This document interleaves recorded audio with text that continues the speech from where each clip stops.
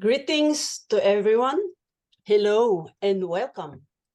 Thank you for taking your time from your busy schedules.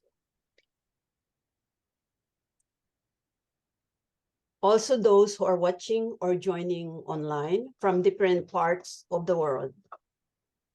We warmly welcome you all to our meet and greet with the title Women and Youth Working Together, Achieving a More Resilient and Sustainable Future, with the headline, What Can Women and Youth Bring to the Table to Support the Sustainable Development Goals? My name is Merle Soquila Blaschke. I am a Spanish Filipino living with my husband in a beautiful Carinthian city of Villach here in Austria. I am the Women's Federation for World Peace leader in Carinthia and also Women's Federation for World Peace Liaison to Austria and Philippines. Before I got to know the Women's Federation for World Peace, an NGO with very noble objectives, I was a campaigner for Philippine Jury International based in London. I would like to emphasize that we are now at this crucial time of history in which cultivating a culture of heart is necessary to build a world of love, peace, beauty, and goodness through interdependence, mutual prosperity, and universally shared values. Thank you. And now, before I pass the word to our president of the Women's Federation for World Peace in Austria, Mrs. Renate Amesbauer, who will introduce the first speaker, let us not forget the victims from the atrocities of wars which are happening right now in different parts of the world by offering a 1-minute silence as a tribute to them. Also, for those who are suffering from the devastation of environmental disasters, and for those who are in poverty. So 1 minute.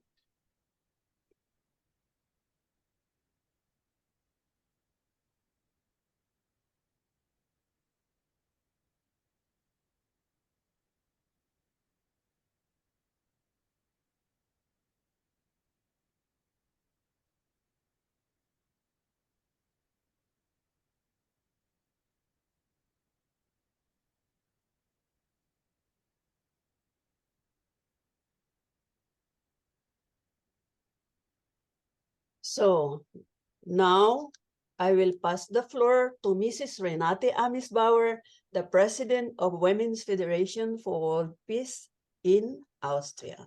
Thank you very much. Thank you, dear Merle. Thank you very much. And I really want to say thank you to Merle, who initiated this program that is ahead of us today. I also want to say good evening, good afternoon, good night, good morning to everyone on this call. And we are very grateful to have all of you here. And we are very especially grateful to have the very official participation of the Embassy of the Philippines, Miss Daryll Generyn Migano. And I really must say that from the side of the Philippine Embassy, we are always very warmly welcomed there. We have been there a few times also to greet the recent ambassador, Her Excellency Lourdes Bernas, and be connected with Merle Soquila. We had many events with Filipino ladies even in our own place in Seidengasse 28 in the 7th district in Vienna, but also visiting other places. And we always meet these nice, bright, shining ladies from the Philippines, so uplifted. So thank you, Miss Migano, that you are here today. She is Attache of the Embassy and the Permanent Mission of the Philippines in Austria and to the United Nations. And we kindly ask you for some opening remarks. Ms. Migano, the floor is yours. Good morning, good afternoon, and good evening to those who are joining us in this virtual meet and greet organized by the Women's Federation for world peace. Thank you for the invitation. It is an honor for me to represent the Philippine Embassy and Mission in this worthwhile event. The protection of children and youth is a major advocacy of the Philippine government and, of course, the embassy. In fact, this advocacy was highlighted during the 32nd session of the Commission on Crime Prevention and Criminal Justice, or CCPCJ, in May 2023, in which part of the presentation of Justice Secretary Jesus Crispin Remulla tackles the government's works to advance the welfare of our children and youth, especially on the digital environment, the internet. Rest assured that the Philippine Embassy will continue to work with the WFWP in our joint pursuit of seeking the advancement of women, children, and youth now and in the future. Finally, I would like to share with you a timeless quote from our national hero, Dr. Jose Rizal, which up to this day is timely and relevant, that the youth... Thank you very much for the cooperation that we from our side in Austria and also in the Philippines really want to continue and intensify. So now we want to greet Dr. Maria Riehl. Dr. Maria Riehl is the Women Federation UN Office Director in Vienna, from our office in Vienna, the director. Dr. Maria Riehl also was the one who initiated and founded Women Federation in Austria. She inspired us all 30 years ago, more than 30 years ago, to participate and to become members and to start off with the Women Federation here. And Dr. Maria Riehl also is the current chair of the NGO Committee on Peace, a very important topic. And she's always finding interesting speakers who are helping to understand the conflict, to find conflict resolution. And this is a very important topic for us as women, as mothers, and as Women Federation as well. And also Maria Riehl, she wants to give us some opening remarks. Maya, the floor is yours. Yeah, thank you, Renate. I greet you all over the world, in many countries, even in Germany and in Brazil and in Philippines. I greet you from the bottom of my heart, from south of Vienna. I live now in Sebenstein, in countryside, and we are lucky that we have nice country, peaceful and small, and we have lots of agriculture, so we can feed our people, and we can share our knowledge with others. And we are very happy that we could participate in the constructive dialogue. United Nations are very much interested about work of civil society and life of the people in respective countries, and how to protect the forced migration, or even how to help people stay in their respective countries and invest their knowledge and their power in their homelands through strengthening the families. I myself also, I am now grandmother since 10 years, and I can support my children and grandchildren in their surroundment, to taking care, to take responsibility for the surroundment where we live. In this way, we want to support even governments, and we want to communicate and introduce our work on the grassroots level, that we can cooperate and work together for good future or better future for our children and grandchildren. Thank you very much for joining us, and I am very much interested about the other project. We met young people from different countries at the United Nations, and many of them now participate, so listen to their project and to find out how they can work with our chapters in their countries when they live, and how through this cooperation some project can be supported and developed for well-being of every participant. So thank you very much and enjoy this evening and our communication. Thank you. Thank you very much, dear Maya. So we see we don't have to go as far as to the Philippines, that the internet sometimes can be a little bit shaky. Thank you very much for your very kind words and also learnative words. Now we have on the list Mrs. Merle Christian Barlaan, but she's on her way from the UN to a place where she can join us. So we will put her to the end, further to the end. And we continue with the presentations. People we have asked to give a presentation about their NGO, their initiatives. And the first person we'd like to invite to present about his work is Mr. Salvatore Petronella. We met him again like 2 weeks ago at the UN, and we were very interested about the NGO and the work he is doing. May I say something about your CV, Mr. Petronella?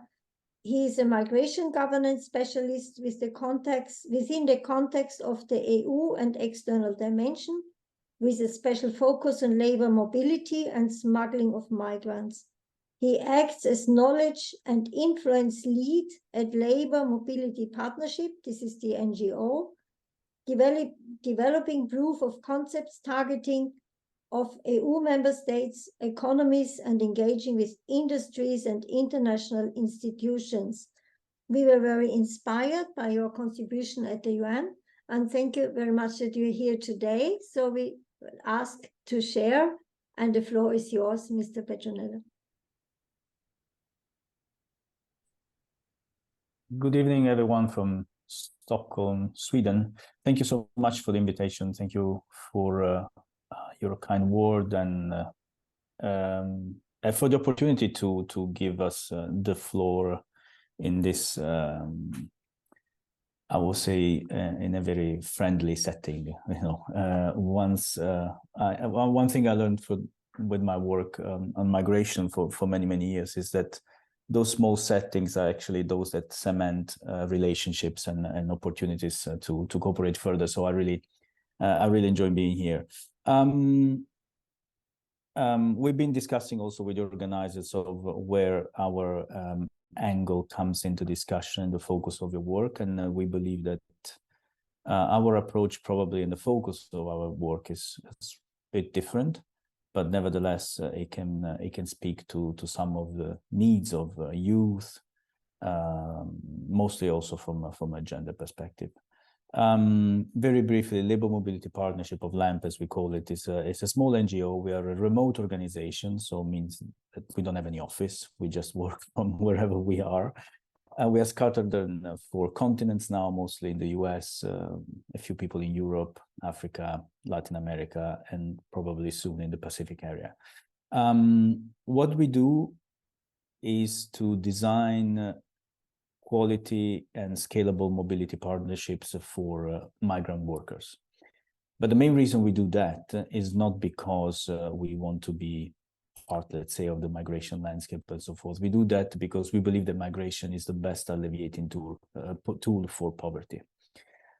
If we look at the data from ODA, International Assistance Program, given, you know, for decades to poorer countries, to low and medium income countries globally, they don't reach the potential of agency independence, economic independence, and freedom from a difficult situation for people as much as labor mobility can do. I'll just give you some examples. If you look at the data of the whole donors communities of funding given to Africa, for instance, and then you compare to how much each individual moved into labor jobs from Africa brings back at community level, that goes 10 times higher, which means that migrants themselves, people, when they move, they can actually achieve much better results than the international community alone. So we have to change a bit also the way we work with the international community. That's why we think we have a mission, and that's why we want to cooperate with different voices. Where we see a very gender focus in our work, depending on the industry, is something that we're focusing on very much lately. It's a care sector.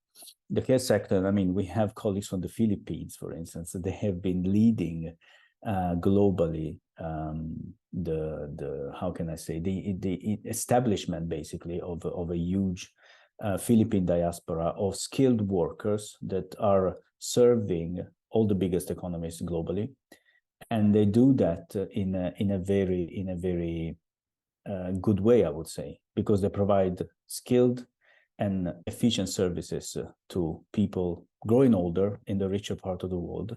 But they also do that keeping an eye on their own community, which means that, you know, the issue of brain drain is really at the core of their investment, and they do this in a very participatory way, I would say, globally, and also in a good engagement way with governments.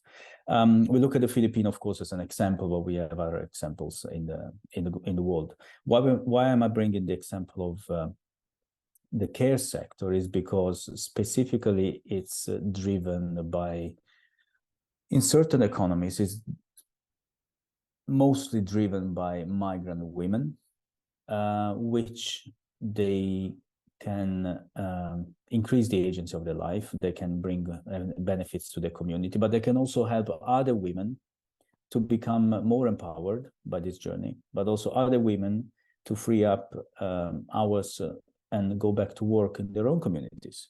So we're looking at the aged care as a I would say almost like a multiplier of empowerment for women. We believe that that's a very good example.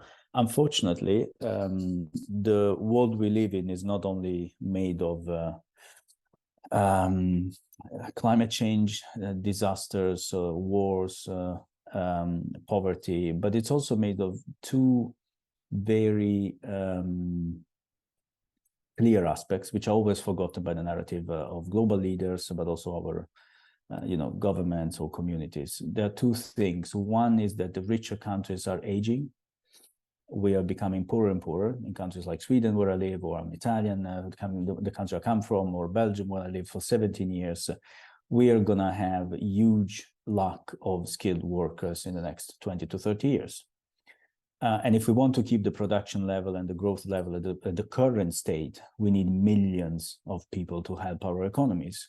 On the other hand, there are countries with high net birth rate, like Nigeria, or other ones in Africa, or other ones in Latin America, or anyway, so-called the global South, which benefit from a lot of help, the impact of which is hard to document sometimes, and whose youth is unfortunately bound to hit the unemployment wall.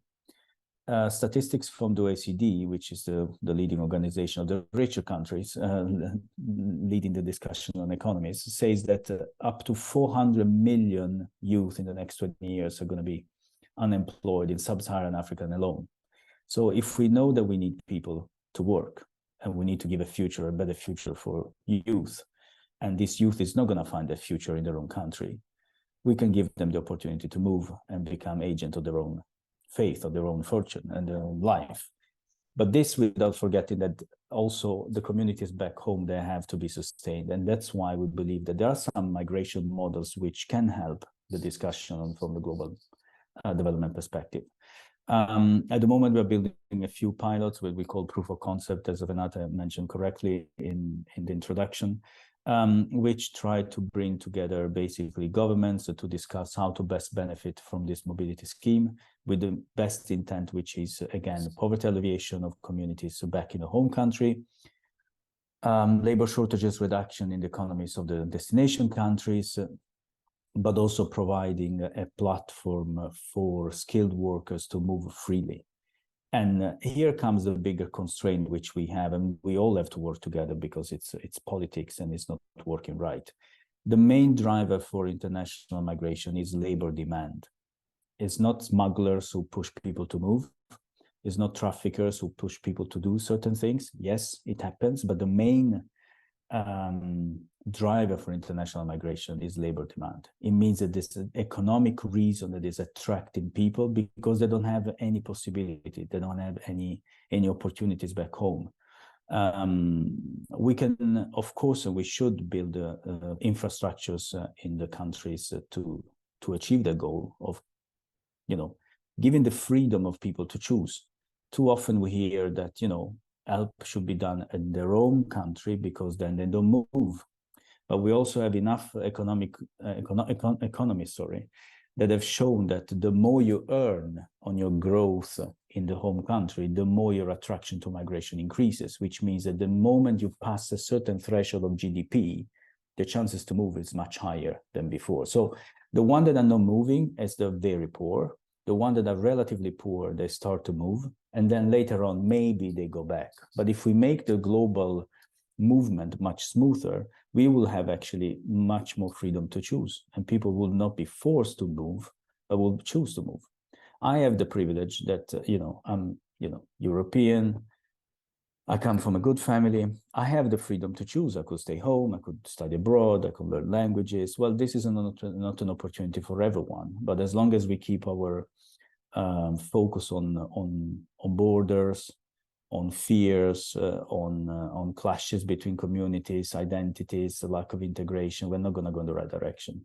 So we believe that those are just enriching our communities, depending on then how you want to play. You can play like the US, which makes migration as a fundamental part of their society. You can be like, you can have the European approach where the process to, citizenship is much longer or different. But just to say, migration is driven by economic reasons. Everyone has the right to have a better life. And if they cannot get it in their own country, they will try to find it somewhere else. So we have to help this mobility, because if we don't help it, someone else is doing it, and they're doing it like illegally. And they're doing it profiting of people, their vulnerabilities. They're doing it in dangerous ways, taking a lot of risks from the migrants, or taking a lot of profit. I'll give you some data, some details only from a research I've done for the UNODC last year on migrant smuggling, because I look at the two as like the flip side of the coin. Whenever you have smuggling, it's because you don't have legal pathways. So whenever you have legal pathways, you don't have smuggling. Take the Ukrainian example, refugees to Europe, and make the comparison with the Syrian crisis, so-called Syrian crisis, 2015-16. Well, the EU gave immediate right of residence to 7.2 million Ukrainian. You didn't have one smuggler bringing them across the borders, because you gave them a freedom to choose and a freedom to come. The moment you put the border and you lift that wall, then you created the smuggling market. So the smuggling market is created by our intention to keep the borders high rather than making it smoother. Also, a lot of studies of circular mobility show that the more you facilitate circular mobility, the more return it's easier, and the more people actually have a freedom to choose again. So it shows that globally, we should just embrace the idea of people moving around and people choosing to establish themselves whenever they want. And this can be a huge empowerment tool also for a lot of women that want to free themselves up from countries where they cannot express themselves, for instance, and find a better fortune somewhere else. Or for women with that migration background to build resilient communities back home when they return, with better skills, more international drive, more openness of the mind and their skills. So we think that alone we cannot change this, but with different actors and stakeholders and different voices, we can build a different and multi voices, let's say, coalition. At the moment, we're also looking for a number of vocal leaders of the global South, be it politicians, be it journalists, be it writers, be it singers, be whoever, someone that can have an impact on the local communities in Africa, in the Middle East, in the Pacific Islands, wherever that's needed in Latin America, to build a coalition and put labor mobility on the global agenda. There's so much attention, of course, and it should be on many causes. But we think that labor mobility has not attracted yet the right dimension. And also, since I know that one of the topics easily linked lately, it's the impact of climate change on migration, let me also reassure you and also draw a line there that this is not going to happen.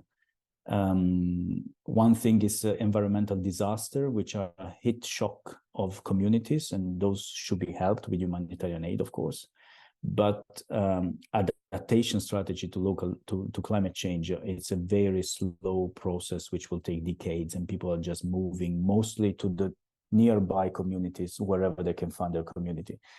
And this it's again a testament of the fact that people, when they move, they try to move as close as possible to their own communities, and moving far away is never something that one does just to exploit the system. They do it, you know, leaving a family behind, kids behind, the sisters and brothers behind, and they do it with a heavy heart. So let's really bring also this human face of migration also in our discussion. That's why I appreciate those opportunities. And let's not forget, again, a more mobile world is just better for everyone. So I'll stop there, and of course, if there are questions, I'm happy to answer. Thank you so much. Thank you very much, Mr. Petronella. I'm so grateful that you took the time. It's very inspiring, your viewpoints, and it's like filling a hole of things you think, but you don't really know how it really is.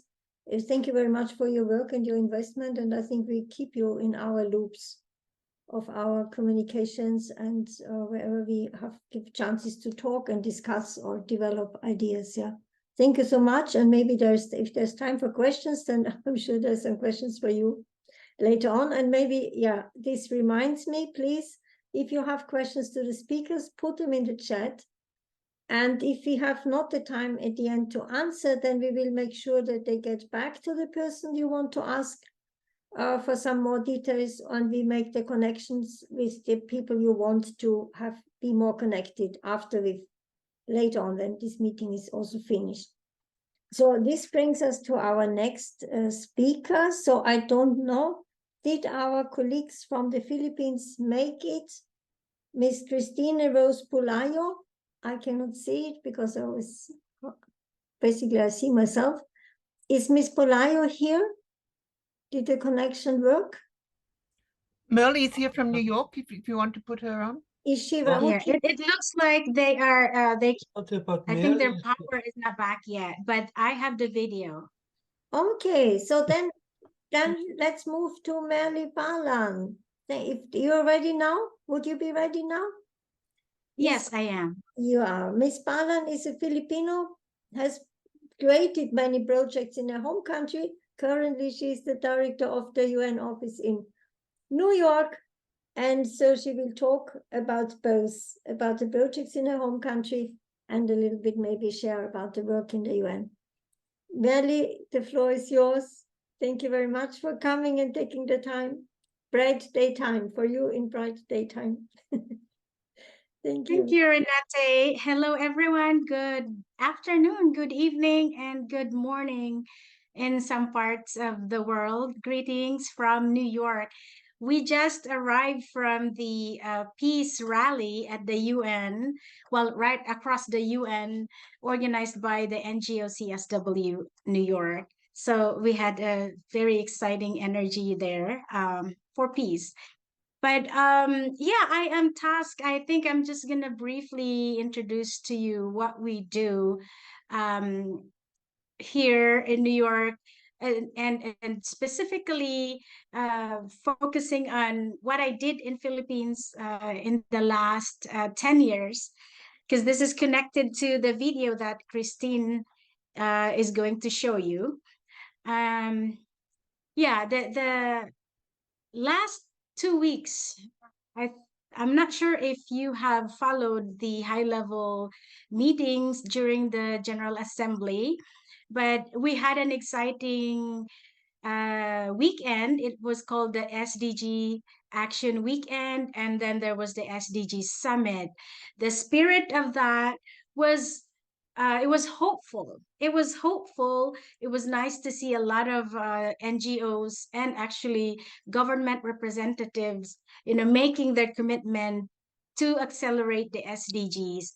But the reality of it is that the SDG needs a rescue.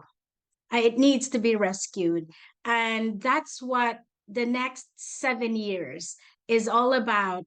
Together with the United Nations and the national and local governments and the communities, we need to work together in order to make that dream, that the Sustainable Development Goals alive and be realized. The Secretary General Gutierrez, he said that the world right now is facing 3 C's: conflict, wars, and climate change, and then COVID. But really, when just listening to Mr. Salvatore, I think we're past COVID, but more so in the reality of, at least from Philippines and where we live right now in New York City and New Jersey area.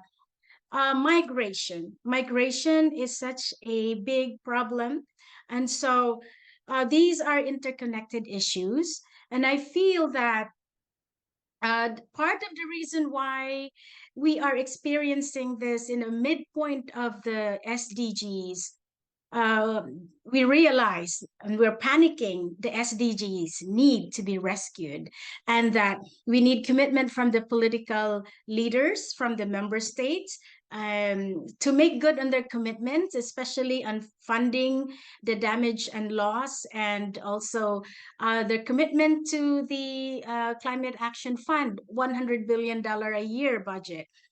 It is because as much as the UN sustainable goals and the UN global agenda and the UN dream is such a noble aspirational dream, but it is lacking the understanding of the communities and the national and local leaders and community leaders. So Women's Federation, it's been our goal the last 10 years. I went back to Philippines to spend time in the communities to understand where UN was lacking and what was the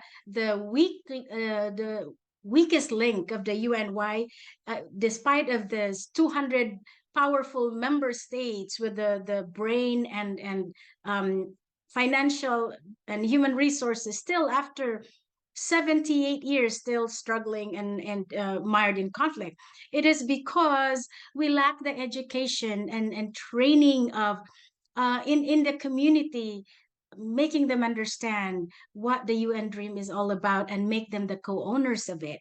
And so this video that I am going to show you is really for me a testimony of how when non-governmental organizations, the national government, and the local government, when they understand that the UN has big dreams and UN invest financial and human resources and support and tools and knowledge that is needed for the people, all the stakeholders to make the dream come true, then it actually will happen.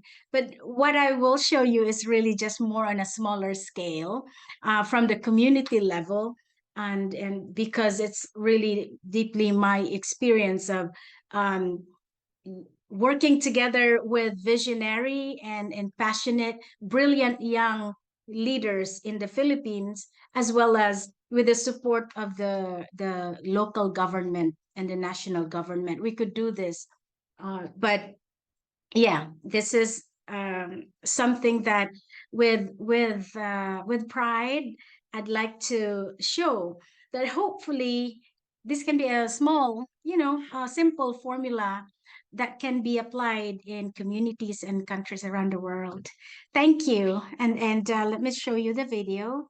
Hopefully this can happen without a glitch. May I do this?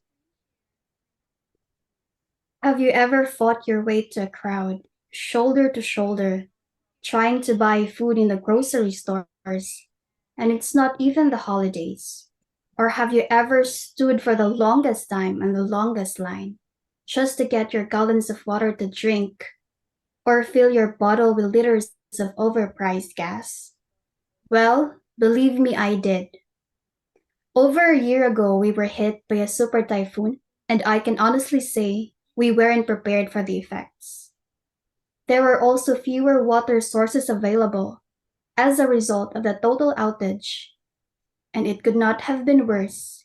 because it was in the middle of the pandemic. We are experiencing an urgent crisis. Climate change is a reality of life. Real food insecurity exists.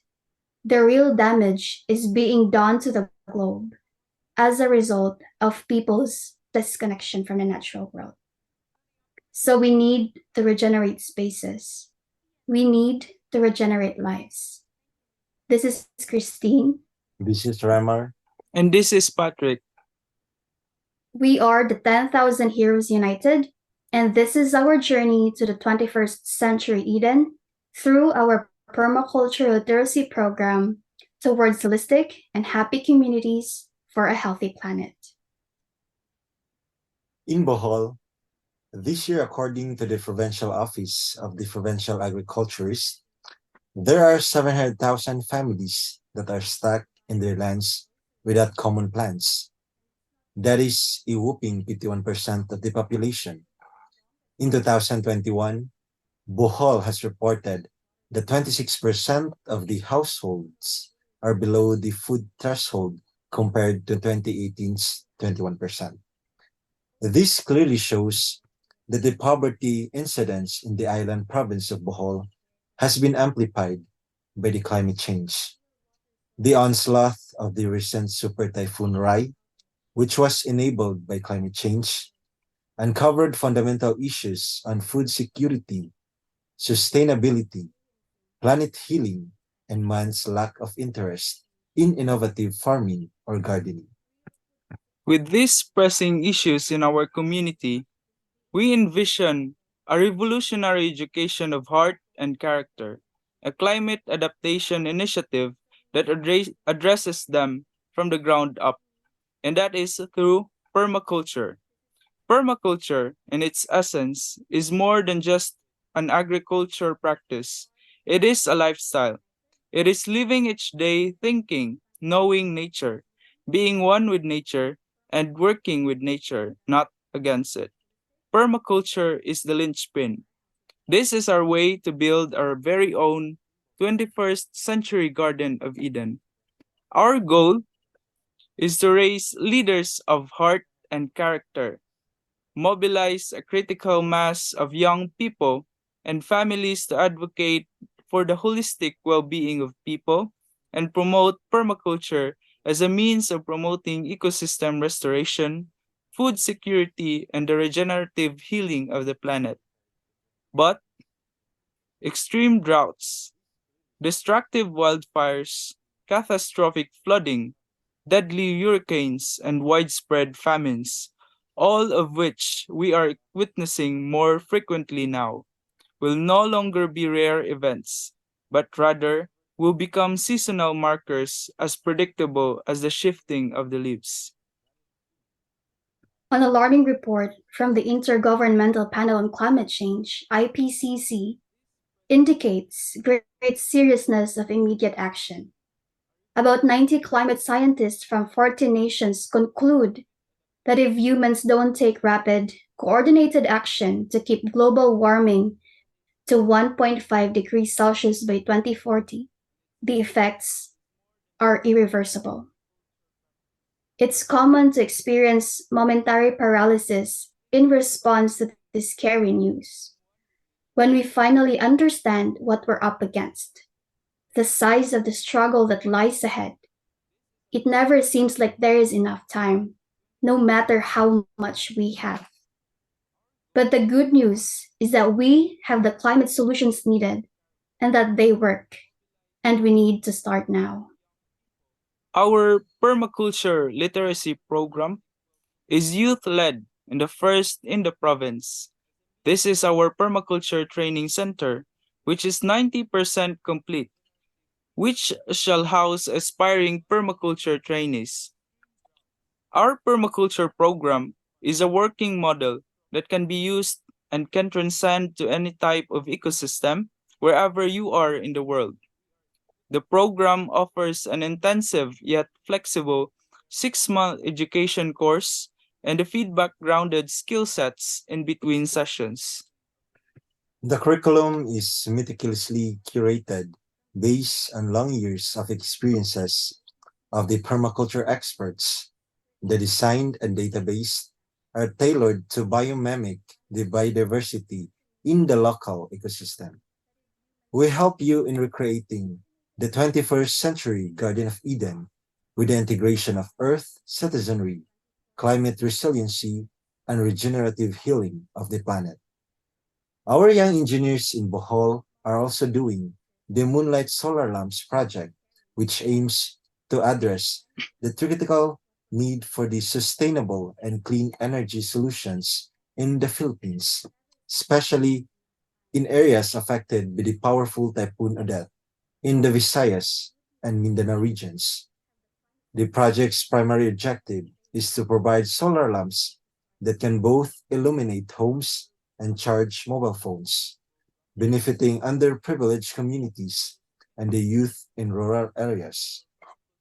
WFWPI UN representative in Vienna, author of the Moonlight Solar Lamp Project, Mrs. Merle Blaschke, together with the solar lamp innovator, Mr. Jess Soliano, met with the representatives of the Provincial Government Office of Pangasinan, Philippines. They met with Mr. Von Mark Mendoza, the Chief of the Provincial Disaster Risk Reduction and Management Office, the Provincial Engineering Office, to discuss the proposed tripartite partnership between the WFWP Austria, 10K Heroes United, and the province of Pangasinan on the implementation of the Moonlight Solar Lamp project. Mrs. Blaschke and Mr. Hoyano presented the completed prototype of the Moonlight Solar Lamp. The meeting was made possible by the gracious support of Ambassador Evangelina Lourdes Arroyo Bernas, the Philippines Ambassador to Austria, with the coordination of the Department of Foreign Affairs in the Philippines. We are to conclude phase 1 of the program later this year with a community implementation. 12 families are to be mentored by the 12 trained permaculturists from the first cohort in creating their own small-scale permaculture garden. Each family needs a starting kit of at least $100 by the end of this year. And you, yes, you can sponsor one family and be a donor partner. Next year, we are to open the second cohort of this program to commence phase 2. Each participant can register with $1,000. 10% of that goes to a family you can guide in making a permaculture garden. Presenting to you the implementing team, the hard-working trailblazers, the 10,000 Heroes United team. Together with the permaculture mentors, the Amaris family of the Regenesis Project, the founding sponsor, the WFWP UN office and Mr. Takinaka, and of course our key government agencies such as DNR, DOST, and the LGUs. Of course, to everyone who resonates with us in this way, we can be partners who work towards a singular vision and mission. By 2025, our goals are to multiply to 40 new permaculture teachers and Permaculture Hub to be a leading learning site in the region. And lastly, institutionalization of the permaculture literacy education to basic and higher education, technical and vocational authority. It is amazing how the transformation of heart and character is also present.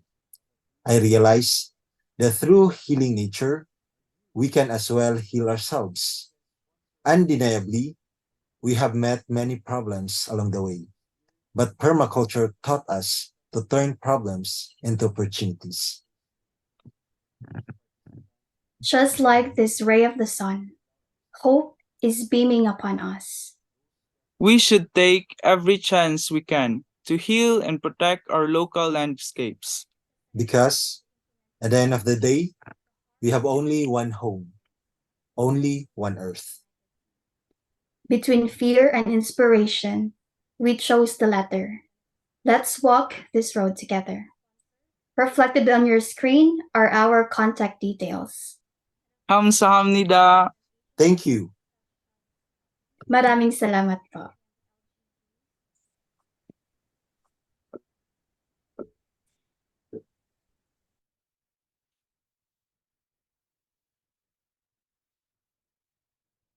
Thank you so much. Dear Merle, do you still want to say something? It's so impressive. Well, thank you. Thank you. Thank you very much, Ms. Barlaan, and thank you so much to the young people in the Philippines. Through their work, they're really giving such a sense of hope and prosperity, which can hopefully spread also to other countries. So whoever watches it and wants to know more, we can help with the contact and the cooperation in the future. We are always very inspired to listen, and I really must say this solar lamp program that was created and initiated by our dear Merle Soquila Blaschke, who lives in Carinthia.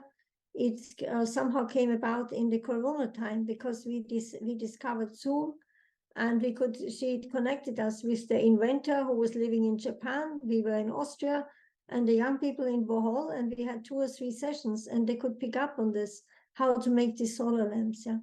So now we're also waiting for sponsors, or hopefully we can find more sponsors that they can start off with this program on a wider scale. Yeah. Thank you so much. Also, thank you, Merle, for not giving up on this in the middle of so many other Renate, things. just very quick. I just want to Yeah. add a little bit, just very quick. Sure. Yes, this permaculture idea is spreading in Bangladesh and in Colombia and also Brazil. Just Dada, she's heading in that direction. But also here in Elizabeth, New Jersey, the formula of making the local government understand and introducing it to the community. This Saturday we celebrate the UN Day with a forum, and we have 2 state senators coming and assembly people and mayor, and we're introducing the same concept to the local government. And so that is, we call it the UN Dream, the new UN global agenda for peace. So yeah, I will send you an invitation. I'll post it here, and it's hybrid. If you can join us, I would be so honored. Thank you. Thank you so much. Really big applause to this project. Really. Thank you so much. So good ideas are not to be stopped. They cannot be stopped to widen themselves around the world. So now we come to our next young lady, who maybe she's picked up something on this project because she also comes from an area quite far away from here, from Nepal. It is Sulva, Miss Sulva Joshi, but it's so nice because she lives in Vienna now. She decided to come to Austria for 1 year, so we have a chance to get to know each other more. We also met her at the constructive dialogues about trafficking and human smuggling. And so please, Sulva, the floor is yours. Present your work that you did also in your home country, Nepal. Hello, thank you so much, Renate. Warm greetings to everyone around the world, every participant here today. My name is Sulva Joshi. I am a licensed attorney back in Nepal. I used to work in, I have been working in an organization called People Forum for Human Rights.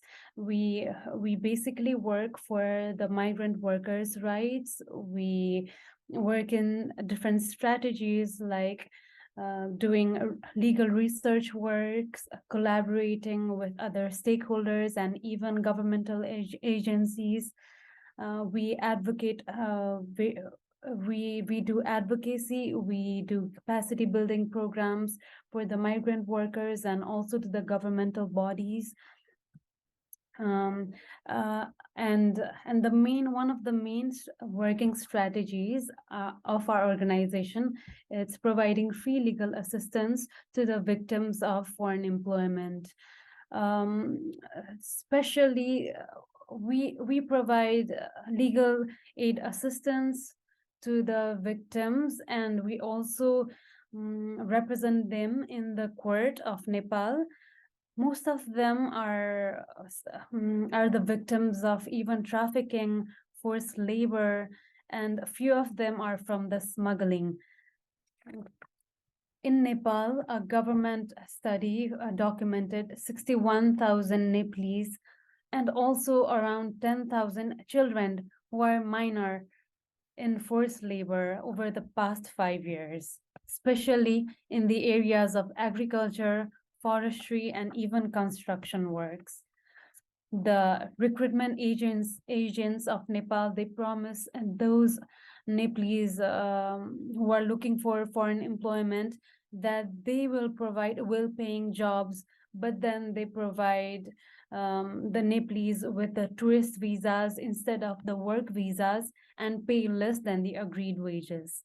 And hence they fall into the trap of forced labors, exploitation, and multiple other forms of human trafficking. So we work to bring them back from the destination countries, and we also file a lawsuit against those agents and also those individuals who send the workers in such areas.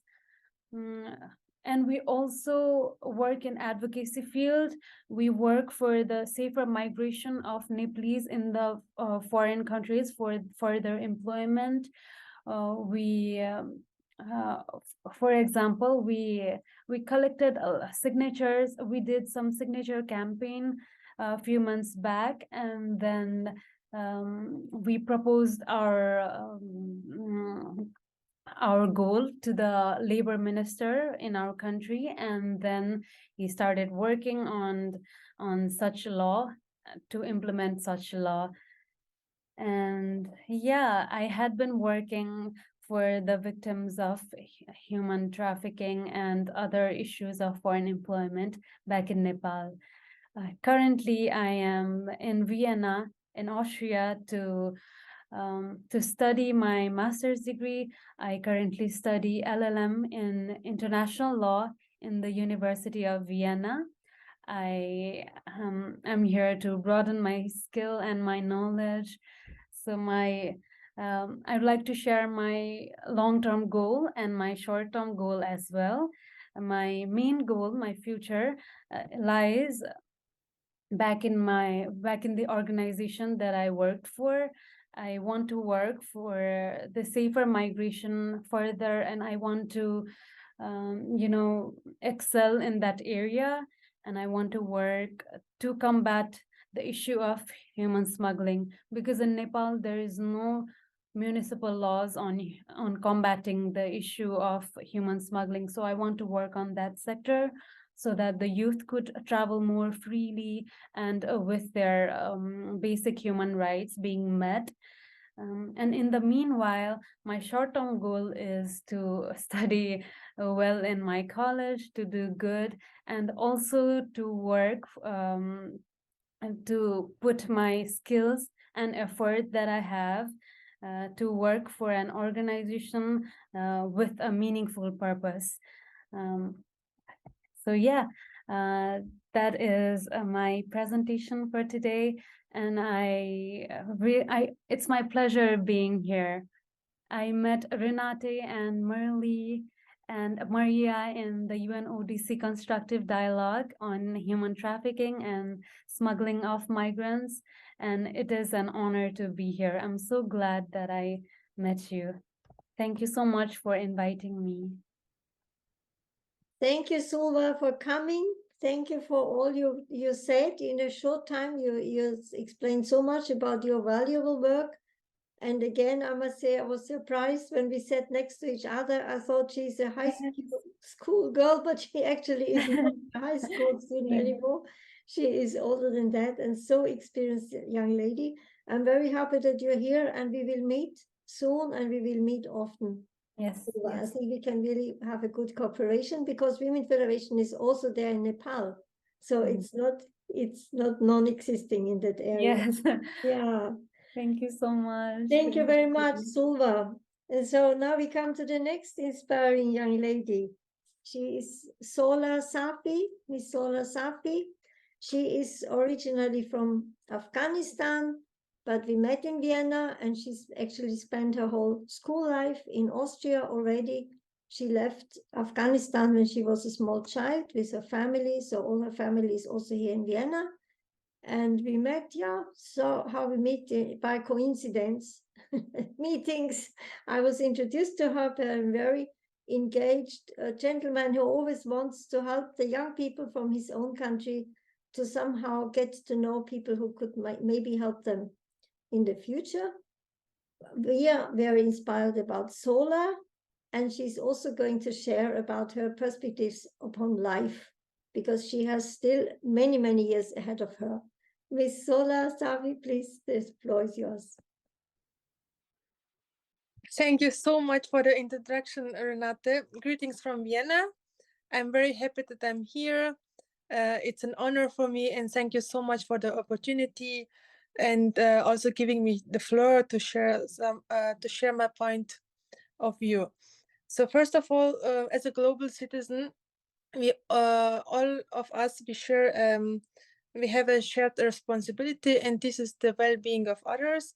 So we are responsible for our lives and also for the well-being of our society. And I also know that we have our everyday struggle, but it's very important to have a vision for in our life in order how to achieve a sustainable future. So for myself, I realized that life is a lifelong to achieve a sustainable future. A lifelong learning is essential. So continuously improving of our skills and our knowledge. We have to use the opportunities we have, and also striving for personal growth and self-improvement is very important in order to gain new experiences and expand our horizons. So I was born in Afghanistan. I spent my childhood in Russia, and I'm living currently in Austria. So I have some general points to share from a student's point of view. During my period of working for the Supreme Court as an interpreter for asylum seekers, I realized that it's very relevant to embrace and foster cultural understanding. We have to engage in the cross-cultural exchanges, learn about different traditions, and promote tolerance and inclusivity, because understanding of different cultures and traditions is the first step to achieve a common goal, sustainable future. And secondly, it's also very important to adopt sustainable practices in our everyday life. I had also this opportunity to join the Women's Federation for World Peace, which is also an honor for me. I took this step because joining an international organization, we can work on international projects together. Also, one of the important things is education. The education can empower us as individuals and also as communities, and making contribution to global development and peace. We in our everyday life through the whole world, we also see a lot of human rights abuses, and we should always speak against human rights abuses. We can use our voice also through social media. We should raise awareness about global issues, encourage positive change through our online presence.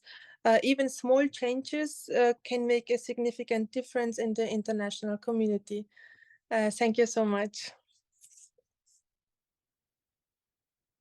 Thank you so much, dear Sola. And I think for both these young ladies, a big applause. I'm so grateful that you take the time to share your views. It's giving us hope that the good things continue and that we can also cooperate, because we are not so far away from each other. So now this brings us again to another young lady who is coming from the Philippines, joining in from the Philippines, Mrs. Blessy Belly Ramos. Oh, you're here. This is nice. Nice to see you. So nice to see you. You're coming from another province, the Boyan Yes. La Union in Philippines, and you're the president of Youth and Students for Peace. This is also a very nice organization we cooperate with in different parts of the world. So please, Ms. Ramos, the floor is yours. Yes, thank you so much to Women's Federation for giving me this invitation. It's actually 4 in the morning in the Philippines right now. Yeah, so thank you very much for this wonderful opportunity by the Women's Federation for me to share. I would gladly first introduce myself. My name is Blessy Belty Ramos.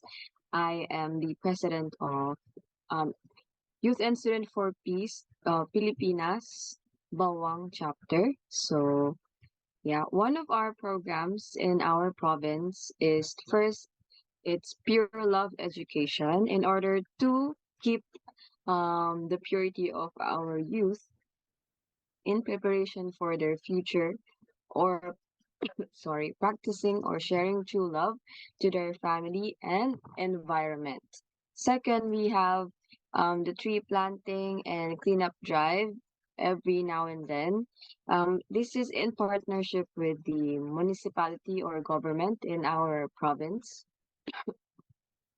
Sorry, which can create unity and how people help our environment to become better, cleaner, and to save our Mother Earth, which will make not just us, but our future generations benefit as well. So if we clean our environment, then our future generations or descendants will have a very good environment as well, or nature. Because in our province, there's a lot of, we are filled with beaches. Yeah, so it's really nice. So we always clean in our beach in Bawang La Union. Yes. Next, we have this activity called, sorry, I have a cup. Yes. We have this activity called Regional Youth Assembly. We have this online. This is to educate the youth in the government, which are called Sangguniang Kabataan chairmans or SK chairmans and SK kagawads. This is to influence them to become good leaders, to understand the conflict of our world, which starts from the relationship of the family and how our government should really invest and in educating our family and youth. Yeah, so it is called Regional Youth Assembly. Next, we have the newly activity in our province called Family Day, which is in partnership again with the government. This is to educate our children and the children.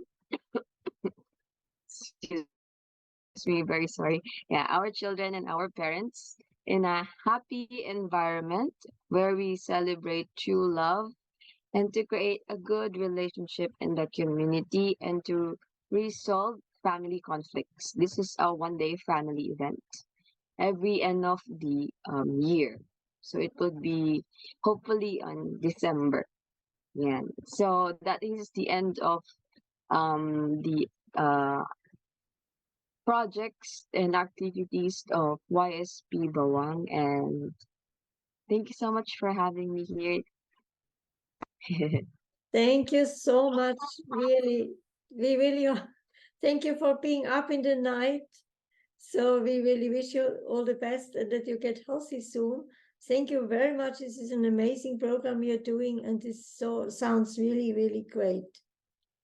Thank you very much, Ms. Ramos. And now, yeah, because of the time running, we also need to move on.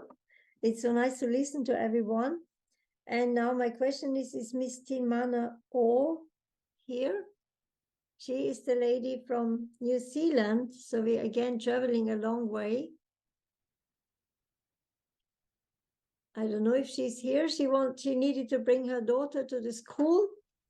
And She's then on, but she needs to turn her video on. Oh, okay. So she will also talk. She's a Women Federation representative, young representative of New Zealand. Hi, and so she will tell us about what she's doing and what is her inspiration. Miss O, the floor is yours. Oh, hi. Good morning, everyone. Thank you so much for having me this morning. Yes, as a mom, you know, like the world, I have to make sure she's safe, getting to school and all. It's been wonderful listening to everybody this morning, and I'm so inspired by everybody's story. So my name is Tin Mama U, and I'm originally from Burma or Myanmar.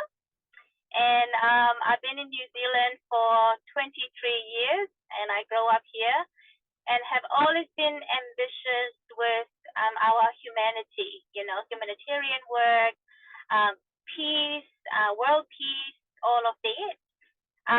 So being part of the Women Federation for World Peace, I think we really give the world a chance, led by the women in the world view. With our topic today, I believe, you know, women and girls need to work together in order to bring a sustainable, peaceful world. I think that is very important in our modern world right now, because our life is very demanding. We are almost like a robot each day, waking up, going to work. And so not a lot of us has the time and energy to think about bringing peace and really being creative. So I think the leadership by women, especially to be creative, to be innovative, talking about peace, talking about our community development, starting at the grassroots level, the local level, regional, national, and then international.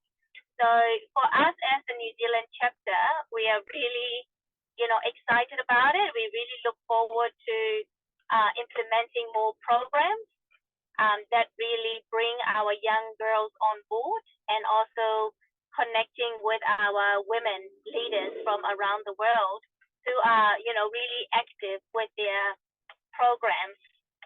I'm still very inspired with our Philippine projects that are ongoing.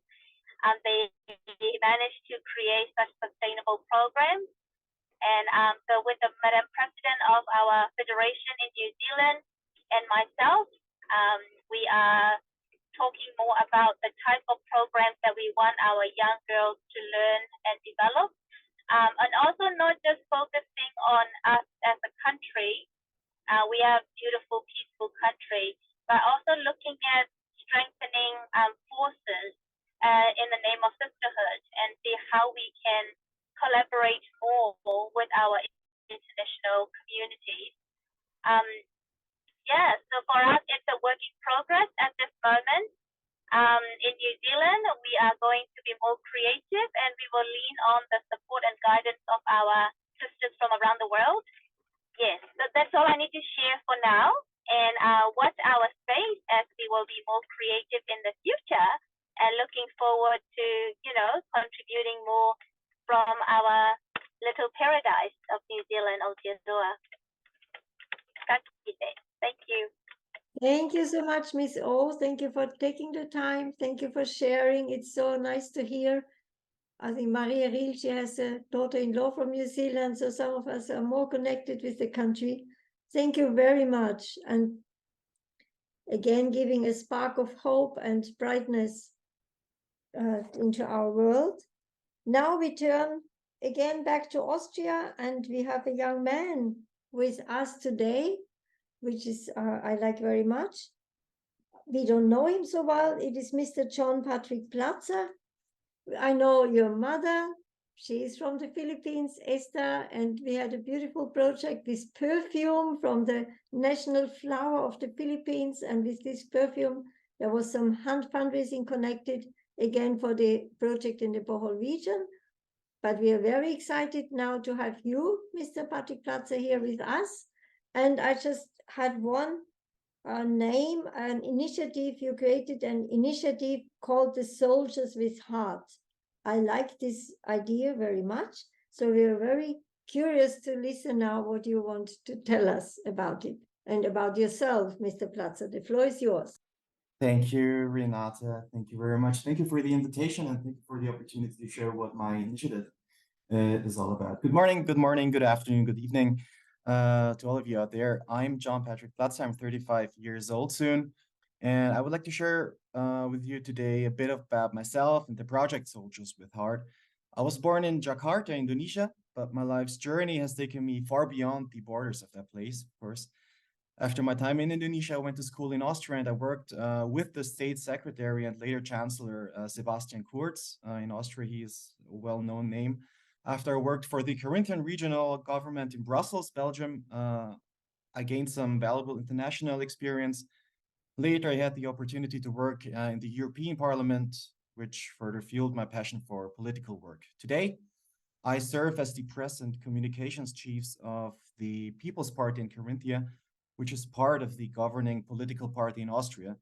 And in this role, I'm responsible for the political strategic decisions, content creation on social media, organizing events and writing speeches for the ministers, including the federal chancellor, Karl Nehammer, when they visit Carinthia.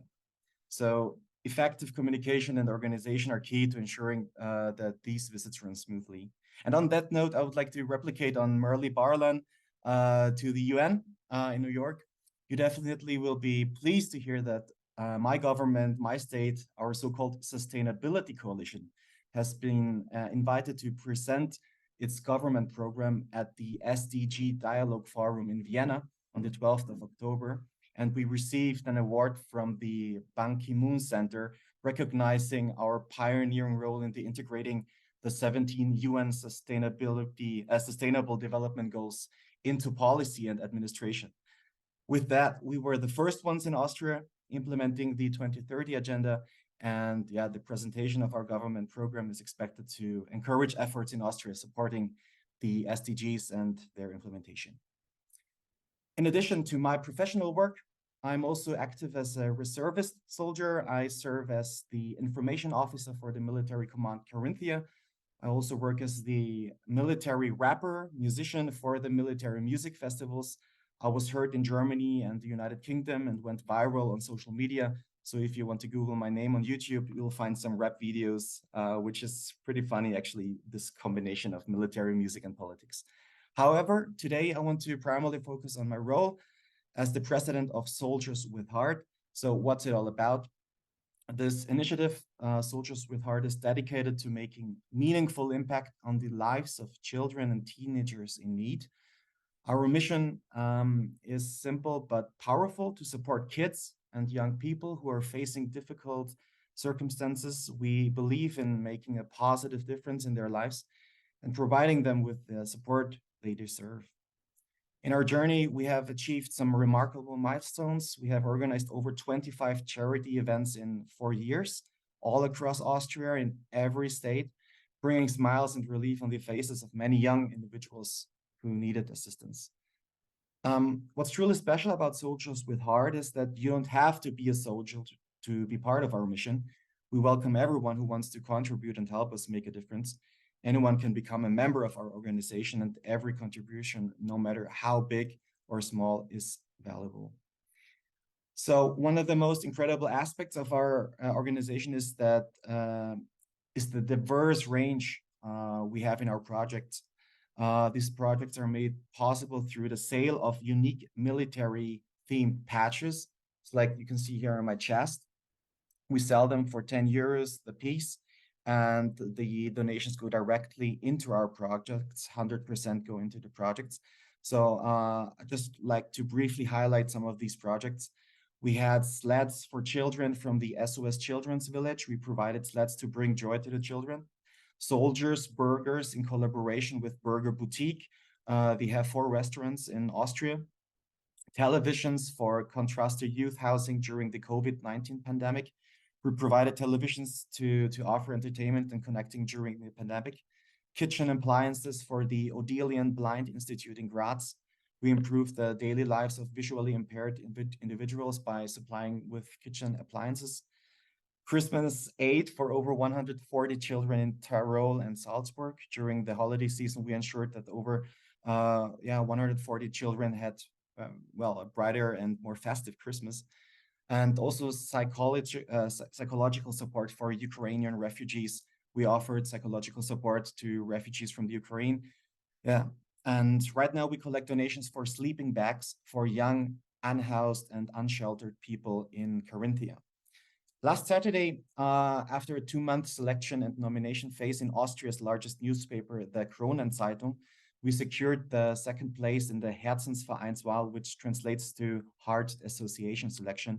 This achievement not only recognizes our dedication efforts, but also comes with a significant reward of over 3,000 euros for our ongoing projects. This is a remarkable win for us and a testament to the support, recognition that we with Soldiers with Heart have gained. And yeah, we try to give a positive impact to the lives of children and teenagers. And on that note, I would like to say thanks to my mom, first of all, for the opportunity to speak here. But I want to express my heartfelt gratitude to her, Esther Platzer, because I think her upbringing and instilling of Christian values have shaped me into the person I am today. And I love you, Mom, for that. Maybe I could say it in this. I hope you're not crying now. It's because of her unwavering support and the values she instilled in me that I find the strength to carry out projects like these. So thank you, Mom, for being my guiding light and for inspiring me to make more positive differences in the world. So in conclusion, Soldiers with Heart, under my leadership, is a heartwarming organization that has made a significant impact on many, many lives, over 1,000 teenagers, children, and individuals in need. We've shown that with dedication, creativity, and the collective spirit of giving, we can truly make a difference in this world. So thank you very much for your attention. Thank you very much, Patrick Platzer, Mr. Platzer. This is so inspiring to listen to you. I'm so grateful because you're investing in the community in Austria. Sometimes we forget about Austria when we are so investing or involved with other people from other countries, but it's also needy children, needy young people are everywhere. Thank you so much, and so nice that you manage talk about Mentioned your mother. Mom. Mention Okay. your mother, because I was thinking, yeah, I know your mother is so lively and creative and always doing something for others, and I thought this spirit really passed on to you, so that you mentioned it. It's very nice, but you are your own person, and we also wish you good success. Thank you very much for sharing all this. Yeah, it's so amazing. What treasures! It is a whole screen full of treasures today. It's really, really beautiful. So now we come almost to the end. So I really must say, so thank you for Mr. Nguli from Kenya, who has been being with us for 1 hour now. And now but someone is the last to speak, Mr. Nguli. We got him to know also the constructive dialogue in Vienna. So how important these dialogues are at the UN Vienna. And we can say thank you to Billy Batwa and the whole team of people who is really fiercely behind the dialogue among NGOs and with the governments. But even this dialogue creates this network of NGOs, because we would not know each other if these dialogues would not have happened. So we can really say we will write a letter to Billy Batwa and his team after this meeting. He could not be with us today because his schedule is very busy. So now we want to come to Mr. Mutuki Nguli. He is working in the Counter Human Trafficking Trust Fund. It is an organization in East Africa. He personally lives in Nairobi, which I'm very happy for, because we have a very nice and active Women Federation in Nairobi. Dr. Susan Kone, today she cannot be with us, but I'm very sure that in the future she will connect with you. And we are now very happy that you are here. I hope you're still here. No, actually, Renate, he had to leave and just gave us the link to the web page, and it is in the chat, so you can copy the link, and this is what it looks like. They couldn't. Oh, I'm so sorry, yeah, because it's 1 hour later in Kenya, so it's already almost The internet was unstable, he said, so the internet. okay. He The was at message the is in the beginning. chat. Yeah. Thank you so much. Yeah, thank you very much. I was so impressed because he's such an artistic involved person to help to prevent human trafficking and human smuggling. And so I was so grateful he would decide to join us. Maybe at another occasion he can be with us. I'm very sorry that we waited so long to ask him. Maybe we should have taken him before, yeah. Somebody has raised her hand. Yeah, so then now we have to finish the line of all the speakers. Somebody has raised Blue her hand. contact, yeah, someone, blue contact, who are you? You want to say something? Yeah, good morning. Good morning. I just want to share also my visions and my dreams, our activities here in the Philippines. So we give you 2 or 3 minutes because now Yeah, sure. Yes. Thank you so much for that time. Well, I'm Miss Blue Condat from the Mother's Heart Network. The Mother's Heart Network is a project of the Women's Federation for World Peace Philippines, and um, I I just want to share my uh, my ideas or my visions or what we've done here in the Philippines under the Women's Federation for World Peace and the Mother's Heart Network. Actually, attending the Women's Federation for World Peace leadership seminar really touched my heart with the mantra of living for the sake of others, and uh, knowing the value of the living for the sake of others. I think it's my time to give back for all the blessings that I received from my childhood years until now. So I started the Mother's Heart Network here in Montalban by asking my mother, just like Patrick, he works with her mother, and I asked my mother to gather the women here in our community to start the Mother's Heart Network. So with just broomstick and dustpan, we started cleaning the community.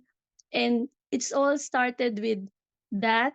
The follows na po the other activities of the Mother's Heart Network, which affected the other barangays and more people in our area. Like we had our medical missions, our Araw ng Kalinisan, Day of Cleanliness for the whole subdivision.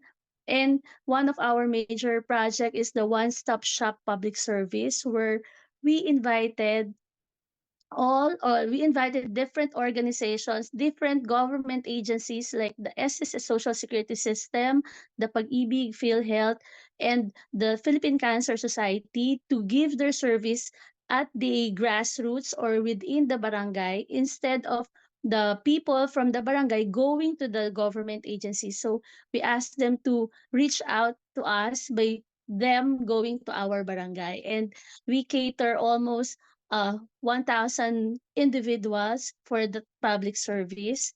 And as of today, the Mother's Heart Network is still continuously sharing their uh, skills and talents to different mothers here in our community. We had our hydroponics gardening, which one of our members, the one who facilitated the training for the hydroponics gardening.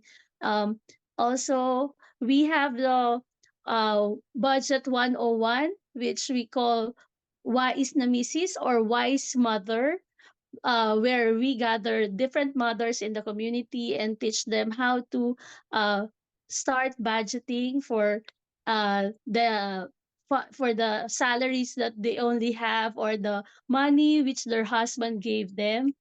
And uh, with that, the Women's Federation for World Peace Philippines recognizes the effort of the Mother's Heart Network here in Montalban. And as of now po, I was appointed as the Public Relation Officer of the Women's Federation for World Peace Philippines. And I am facilitating the Global Women Peace Network project here in the Philippines, which we launched just last August. And We will have the culminating activity of the Global Women Peace Network this October 31. So one thing that I want to share with you, which I learned from all of this, that I experienced with the Mother's Heart Network and the Women's Federation for World Peace, is that having the support of our family is very important.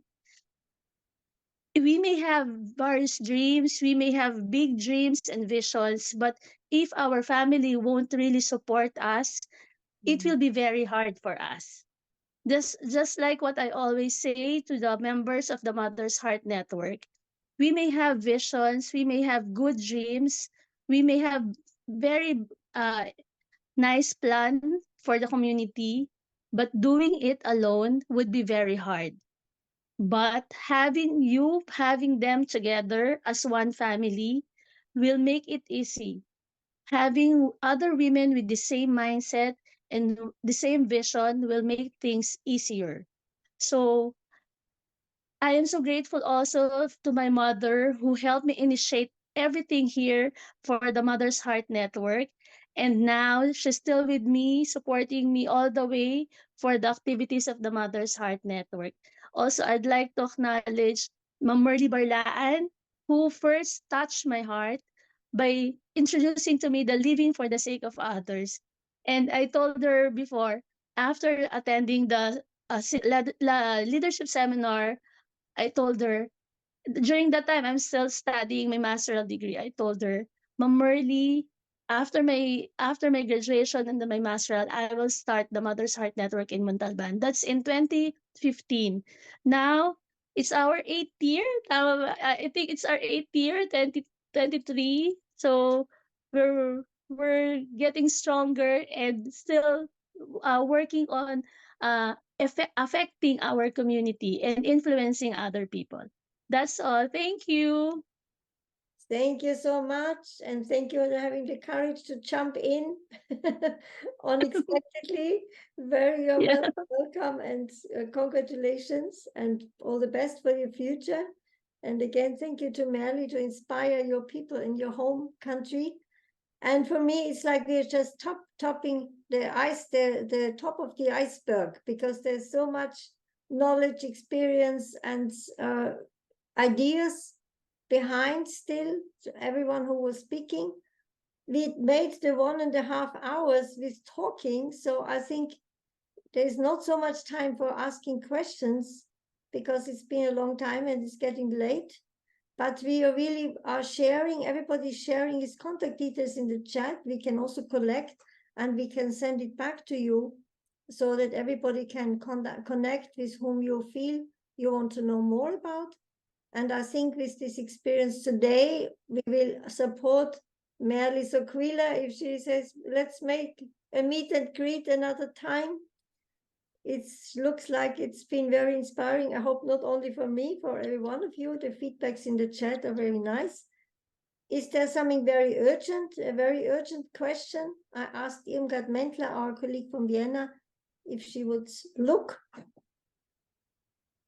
So everybody sharing. I think they listened very well, and I think that there were no questions in the moment, but everybody is inspired, so many nice feedbacks. Yeah.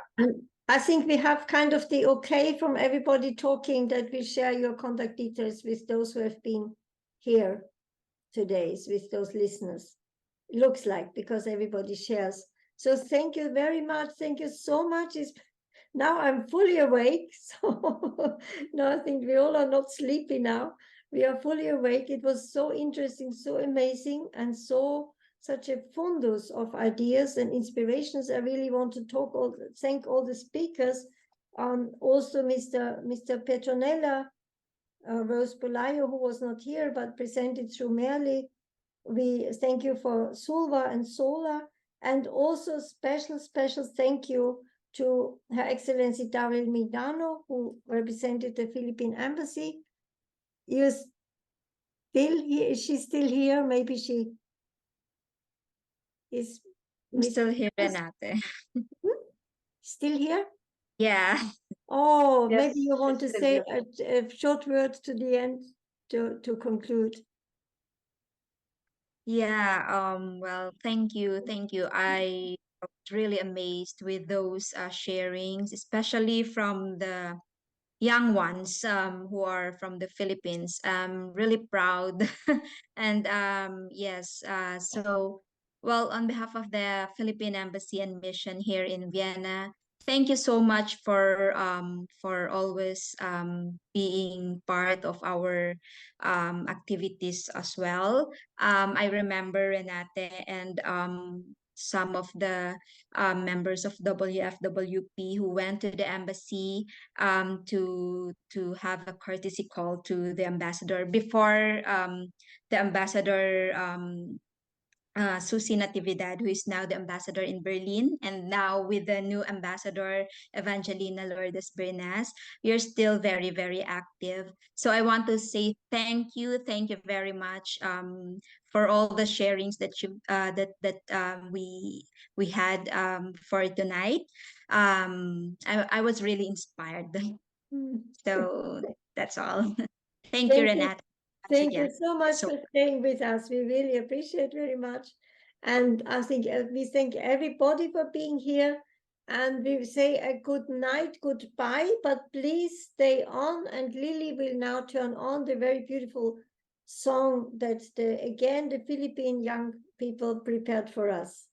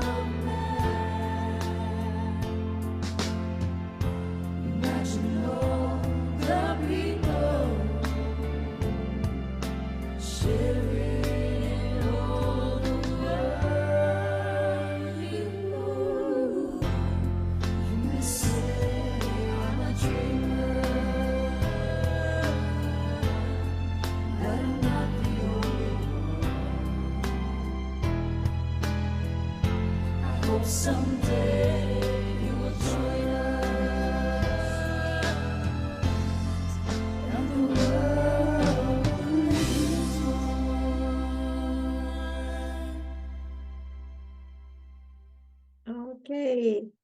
Good night. Sleep well, everybody. Thank you. Good night. Good night. Good night. Thank you, everyone. Good night. Bye. Thank you. Thank you, Patrick. Thank you, Renate. Thank you, everyone. Thank you.